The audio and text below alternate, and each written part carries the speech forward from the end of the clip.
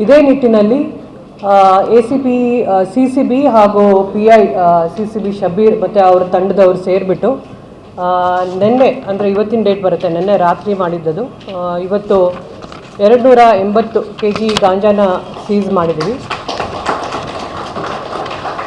ಇದನ್ನು ಮಳವಳ್ಳಿ ಮೈಸೂರು ಹೈವೇ ಅಲ್ಲಿ ಹೋಗಬೇಕಾದ್ರೆ ಇಂಟೆಲಿಜೆನ್ಸ್ ಬೇಸ್ಡ್ ಲಾಸ್ಟ್ ಒಂದು ವಾರದಿಂದ ನಾವು ಏನು ನಮಗೆ ಮಾಹಿತಿ ಇತ್ತು ಅದರ ಮೇರೆಗೆ ಇಂಟರ್ಸೆಪ್ಟ್ ಮಾಡಿ ವೆಹಿಕಲನ್ನು ಟೋಟಲ್ 280 kg ಗಾಂಜಾ ಸೀಸ್ ಮಾಡಿ ಅದು 4 ಜನ ಆರೋಪಿನ ಅದರಲ್ಲಿ ದಸ್ತಗಿರಿ ಮಾಡಿದ್ದೀವಿ. ಅವರು ಬಂದಂಥ ಗಾಂಜಾನ ಬೇರೆ ಬೇರೆ ಕಡೆ ಕೇರಳಗೂ ಹೋಗ್ತಾ ಇತ್ತದು ಮತ್ತು ಬೇರೆ ಡಿಸ್ಟ್ರಿಕ್ಕಿಗೆಲ್ಲ ಸಪ್ಲೈ ಆಗ್ತಾ ಇತ್ತು. ಬಟ್ ನಮ್ಮ ಅಧಿಕಾರಿಗಳು ಒಳ್ಳೆ ಕೆಲಸ ಮಾಡಿದ್ದಾರೆ ಅಂತ ನಾನು ಈ ಸಂದರ್ಭದಲ್ಲಿ ಹೇಳಲು ಇಷ್ಟಪಡ್ತೇನೆ. ಇದರ ಜೊತೆಗೆ ಇವತ್ತಿನ ಕೇಸ್ ಜೊತೆಗೆ ಕಳೆದ 3 ತಿಂಗಳಲ್ಲಿ ನಾವು ಒಟ್ಟು 12 NDPS ಕೇಸಸನ್ನು ಮಾಡಿದ್ದೀವಿ. ಅದ್ರ ಜೊತೆಗೆ 28 ಆರೋಪಿಗಳನ್ನು ದಸ್ತಗಿರಿ ಮಾಡಿ 43 kg ಗಾಂಜಾನ ಸೀಸ್ ಮಾಡಿದ್ದೀವಿ. ಅದ್ರ ಜೊತೆಗೆ 164 ಗ್ರಾಮ್ ಸಿಂಥೆಟಿಕ್ ಡ್ರಗ್ಸನ್ನು ಸಹ ಇದೆ ಮತ್ತು 36 ಜನರ ಮೇಲೆ ಕನ್ಸಂಪ್ಷನ್ ಕೇಸನ್ನು ಹಾಕಿದ್ದೀವಿ. ಮುಂದುವರೆದು CEIR ಪೋರ್ಟಲ್ ತಮಗೆ ಗೊತ್ತಿರ್ಬೋದು, ಲಾಸ್ಟ್ ಕಳೆದ ಪ್ರೆಸ್ ಮೀಟಲ್ಲೂ ಹೇಳಿದ್ವಿ ನಾವು, ಮೈಸೂರು ಸಿಟಿಯಲ್ಲಿ ಸಾಕಷ್ಟು ಮೊಬೈಲ್ನ ರಿಕವರಿ ಮಾಡಿದ್ದಾರೆ.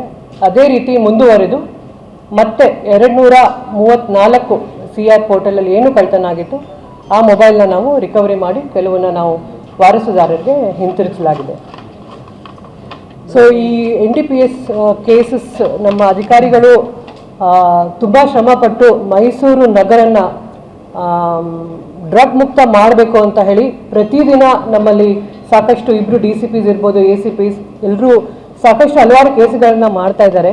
ಸೊ ಈಗಲೂ ಸಹ ನಾವು ದೊಡ್ಡ ಪ್ರಮಾಣದಲ್ಲಿ ಅದನ್ನೇನು ಇಂಟರ್ಸೆಪ್ಟ್ ಮಾಡಿ ಹಿಡಿದಿದ್ದೀವಿ, ಅದನ್ನು ನಕಾರಾತ್ಮಕವಾಗಿ ಬಿಂಬಿಸೋ ಬದಲು ಒಳ್ಳೆ ಕೆಲಸ ಮಾಡಿದ್ದಾರೆ ಅಂತ ಹೇಳಿ ಸಿಕ್ಕಿದ ಅಮೌಂಟನ್ನು ಬೇರೆ ರೀತಿ ಬಿಂಬಿಸೋ ಬದಲು ನೀವು ಅಪ್ರಿಷಿಯೇಟ್ ಮಾಡಿದರೆ ಡೆಫಿನೆಟ್ಲಿ ನಮ್ಮ ಆಫೀಸರ್ಸ್ಗೆ ಇನ್ನೂ ಹುಮ್ಮಸ್ಸು ಬರುತ್ತೆ ಮತ್ತು ಇನ್ನೂ ಒಳ್ಳೆ ಕೆಲಸ ಮಾಡ್ತಾರೆ.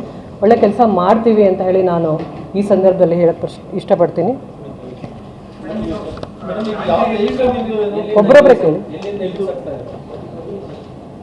ಅದು ಒರಿಸ್ಸಾದಿಂದ ಬಂದಿತ್ತು, ಒರಿಸ್ಸಾದಿಂದ ತಗೊಂಡು ಬಂದಿದ್ರು. ನೆಕ್ಸ್ಟು ಗುಂಟೂರು. ಸೊ ಅಲ್ಲಿಂದ ನಾವು ಫಾಲೋಅಪ್ ಮಾಡಿದಾಗ ನಮಗೆ ಮೈಸೂರು ಮಳವಳ್ಳಿ ಹೈವೇಯಲ್ಲಿ ನಮಗೆ ಅದು ಇಂಟರ್ಸೆಪ್ಟ್ ಆಯಿತು.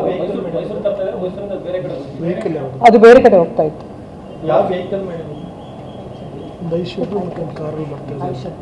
ಐಷಾ ಟ್ರಕ್ ಅದು ಒಂದು